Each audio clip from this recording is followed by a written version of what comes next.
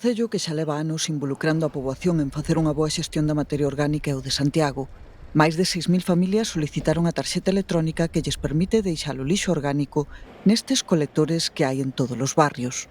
Uso para botar materia orgánica e, bueno, despois tamén é verdad que teño un pequeno depósito na casa de composts para as miñas plantas e demais e o resto pois para o contenedor marrón. Pois a cebola, pelas a cebola, pelas os allos, todos estos restos son os que son a verdade o noso orgánico, as montas de plátanos, bueno, estas cousas, e sí que xeramos bastante, igual 2 veces á semana hai que levar. Dispón ademais de 10 illas de compostaxe, a onde se poden levar os residuos orgánicos para transformalos in situ, un servizo que empregan os veciños e tamén os hostaleiros.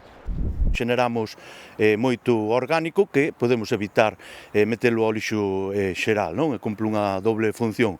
Por un lado, un aforre de custes para o servicio público e por outro lado, pois facer o compost que, pois, non sei se foi onte ou antonte, ainda viñeron os veciños por el, porque se fixe un reparto do compost que se xenera aquí, pois para as hortas, para as plantas, para os xardíns, para todo, para o que se utiliza o compost.